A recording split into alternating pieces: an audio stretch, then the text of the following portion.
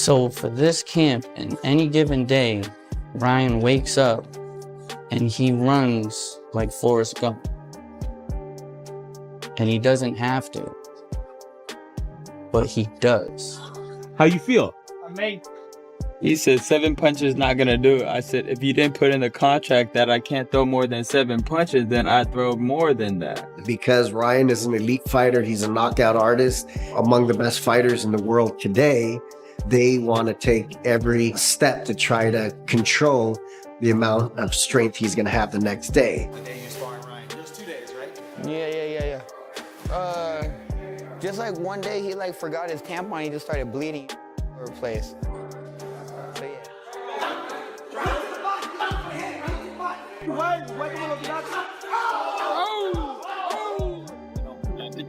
52 years, bro. And it's in the hood, bro. It hasn't closed down yet. You know why? Because this place is good. Way more explained. Ryan's fast as shit. Ain't nobody gonna say Ryan's not one of the fastest fighters. And I look way faster at 47, way more explosive, way more durable. Ryan Garcia is training nonstop in camp, with Rolly Romero helping him. They are boosting his focus, speed, and confidence as he prepares for Mario Barrios. Hey, go forward now. Yeah.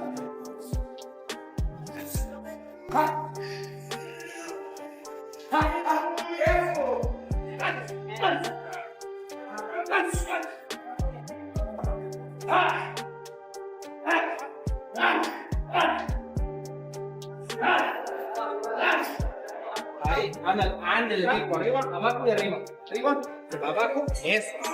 Adelante y atrás. Échale, hijo, 5 minutes here. A ver, and 1 and 1.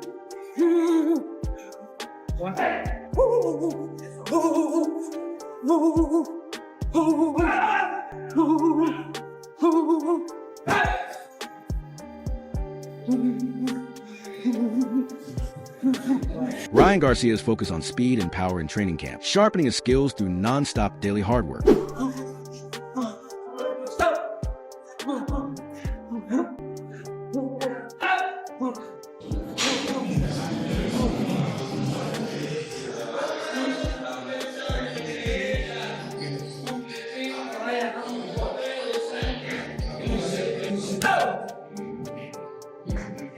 Una, 2, 3.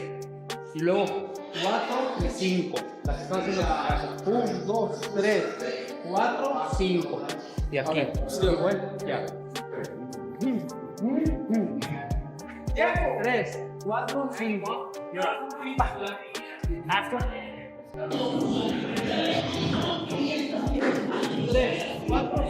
Rolly Romero joins Ryan Garcia's training camp, pushing the pace every day while sharpening speed, power, and focus through non-stop dedication.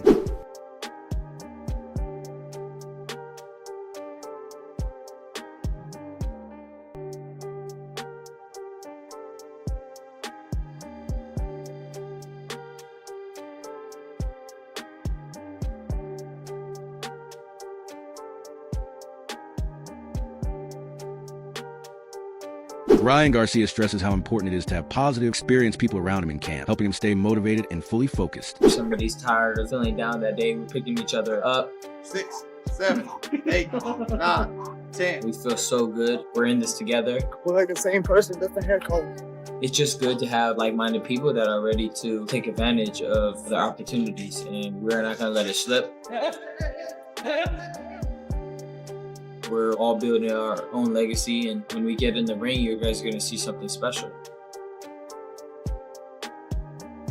Rolly Romero and Ryan Garcia, who sparred in the past, now train together with strong mutual respect, supporting each other's progress every day.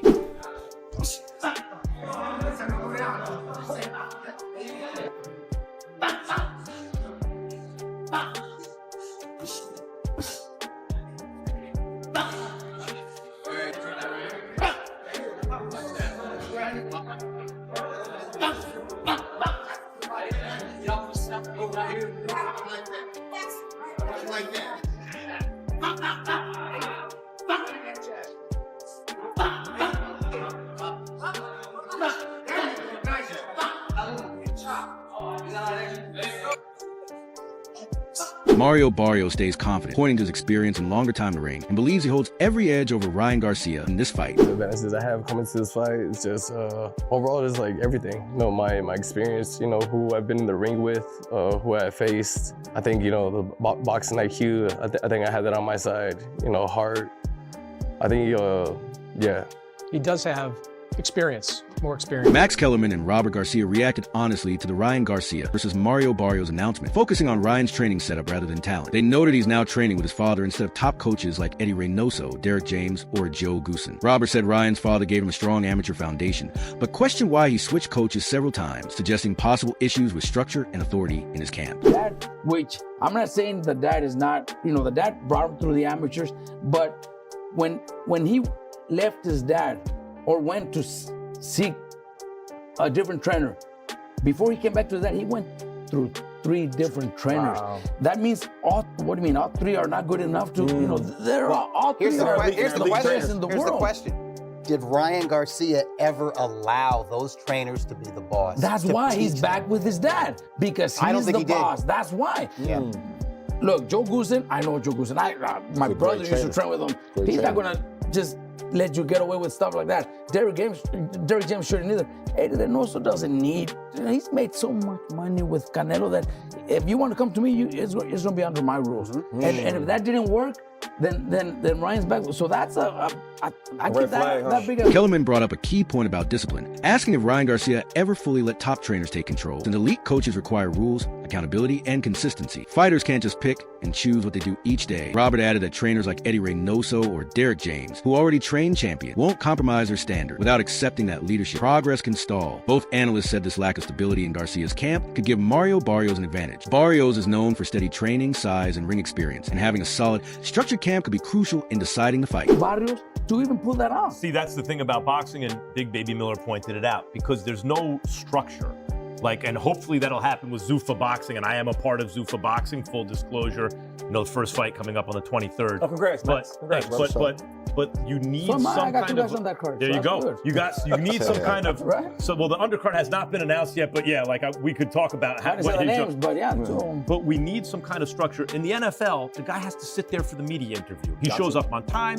He's got to do it. And to give you an NFL analogy, think about the Broncos, right? When they had Russell Wilson over there and he had his own office and everything. And it was nothing, it was dysfunctional. Then they hired Sean Payton. Cut it out. As a coach, that's like going to train with Goosen or going to train with a world-class trainer, right? And you knew as soon as Sean Payton got there, ain't no one's going to have their own office, and you turn around a couple years. Boxing analyst Wade Plemons shared a thoughtful take on the upcoming Ryan Garcia versus Mario Barrios fight. He asked a classic question: does a coach make the fighter, or does the fighter make the coach? Plemons highlighted Joe Goosen's long reputation as a top trainer and his ability to shape fighters. Barrios is now training under him. He wondered if the veteran coach could give Barrios new skills or insights that he didn't already get from Bob Santos. Plemons also noted Ryan Garcia's confidence, suggesting Ryan feels he already knows what Barrios and his team plan to do in the ring. The interesting answer. I always wonder who makes a fighter, right? Especially in boxing, combat sports. Is it a coach that makes the fighter or the fighter that makes the coach? Now, Joe Goosen has a track record of being a high-level boxing coach. We know. But do coaches change for fighters, or do they implement what they know to fighters and fighters change for coaches? Because this will be the crux of what happens here. Can Joe Goosen, not to call Mario Barrios old, but can he teach an old dog new tricks? Can he give him something that Bob Santos hasn't? Sure. Can he give him more info about what Ryan likes to do? Absolutely. But will it be enough to prepare him for what Ryan knows that Joe knows? And how Joe trains fighters, and how Joe runs a camp, and how rigid he might be. And even that last part, Ryan's talking about information leaking maybe from Joe, or that Joe was leaking information about Barrios, or about, I'm not sure who he was talking about Ryan, about Barrios, but Ryan again. He also hinted at Garcia's claims of knowing inside details about Barrios' preparation, though it's unclear how much that really matters. Plemons stressed that the fight isn't just about physical ability, it's also about the coach-fighter relationship. Can Joe Goosen bring new strategies to Barrios? Will Garcia's familiarity with Goosen's style give him the advantage? Analysis highlights how experience, preparation, and the dynamic between coach and fighter play a major role when Garcia and Barrios finally face each other in the ring. The chaos in the corner, or not maybe chaos, but kind of misdirection in the corner of the Manny Pacquiao fight, where Bob Santos is saying one thing and other cornermen are saying, that are, a part of Mario's kind of OG team, are saying another. I think it's pretty well known that I think I think it's, I would assume well known that Mario Barrios' dad used to train him, and I don't know if he was in the corner or it was somebody else, but there was a miscommunication, it seemed like, from even the people in the corner around the strategy of the Barrios fight for what they wanted to do against Manny Pacquiao. And let's just say I heard from sources there were a lot of frustrations that came out of that fight with how Barrios went into that fight, how he performed in that fight, and how directions were listened to from either one side or the other. It felt like it was a bit of a confusing thing. So when you have that kind of a situation, you feel like you need to make a move. One person's going to get left out in the dust, and it's probably not someone that's either one, you're... Ryan Garcia's trainer spoke with confidence about his fighter's discipline and weight management, saying this camp is completely different from before. He explained that once Garcia focuses mentally, everything else falls into place. Moving to the 140 pounds division is realistic and strong, he added, stressing that Garcia can make the weight comfortably while keeping his strength and energy intact. Our strength and conditioning coach will lock it in, Ryan will lock it in, and we're back to 140. Solid. So that's a strong possibility. I'm not kidding you. I am not kidding you. And we talked about that. It changes things. Yeah, and I mean this. I mean this 100% sincerely. That we could make 140. Because when you guys fought Haney, you guys were not necessarily you guys, but he was drinking, he was doing all these other things that... Exactly, yeah, forget about that and forget about the Rolly, because I'm telling you, that was not Ryan. This is Ryan. This is Ryan. You're going to see Ryan. This is going to be Ryan. And you're going to say, man, he looks good. His weight is good. And his strength is unbelievable. The trainer also admitted that during the Devin Haney fight camp, Garcia wasn't fully focused and let distractions affect his preparation. This time, however, his mindset is sharper and more professional. He believes fans will see a leaner body, improved stamina, and more explosive power on fight night. The team added that 147 pounds isn't far from 140 pounds, so cutting down without strict rehydration rules shouldn't be an issue. Overall, the message is clear. Disciplined and dedicated Ryan Garcia is back, stronger, and ready to perform at his best. Too far off from 140. So there's a strong possibility without rehydration clause, we could probably drop down to 140 with no problem. And make the fight happen at 40 instead. Absolutely. Absolutely. And then you guys can rehydrate whatever you guys want from there. I mean, you know, listen, this is another thing that I've been seeing, and this is kind of interesting, is that, yeah, you got to rehydrate, of course, absolutely. Now, how far you can rehydrate? I would love to be over 7-8 pounds. Some go 10, some go 12, some even go 15, you know, but they do rehydrate. But when you're in shape, in total fitness, I think the most you could hydrate is 7 or 8 pounds. I'm not kidding you.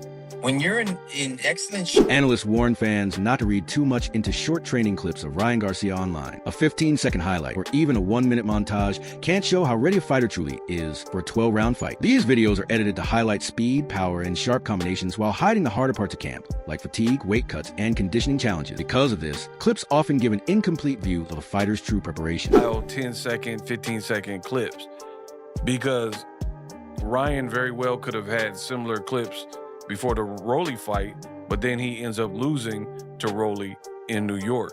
So for me, when I see sparring clips or brief edited clips online, I don't necessarily factor that in too much into what is to be the outcome, because the fact of the matter is, for Mario Barrios, I haven't really seen many clips from him at all. So training footage is very selective by nature. You're usually going to see the best moments plucked out, highlights, specific drills, things that would make someone look good. They don't really tell the full story about conditioning, weight cutting, or readiness.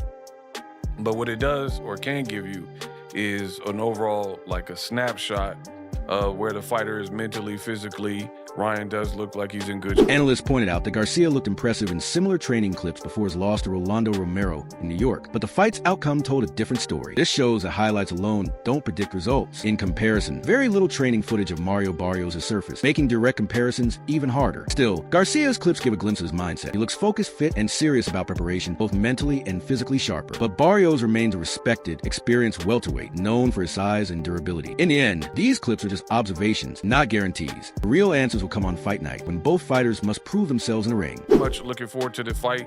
I think Ryan Garcia really needs to impress here because he's coming off of a loss to Rolly Romero. And we all know in the world of boxing that back-to-back losses can really drive you down the ladder. So I am enjoying what I'm seeing regarding Ryan Garcia as he gears up for this particular fight. Ryan Garcia, his discipline has been in question in the past, but right now it looks like he's trying to really make a statement. He posted this via his official social media. This is Ryan's page, evident by the blue check mark. Quote, "Maybe you aren't my speed. Some shots throughout camp. The finish line is a..." Greatness in boxing isn't measured only by wins. It's also about legacy. If Ryan Garcia becomes a world champion, he will become a widely recognized name, attracting fans both inside and outside the sport. Analysts say that to keep boxing relevant in 2026 and beyond, we need big-name fighters facing other big names, fighters whose identities connect with audiences. A win for Garcia over Mario Barrios could excite younger fans and bring fresh attention to American boxing. Garcia does become a world champion. It just makes it more interesting. Legacy reigns supreme. I said the last year that coming into 2026, to sustain the sport of boxing, to captivate the imagination, the emotions, and the interest of the boxing fans and casuals outside of the sport of boxing, we need the names versus the names, relevant versus relevant.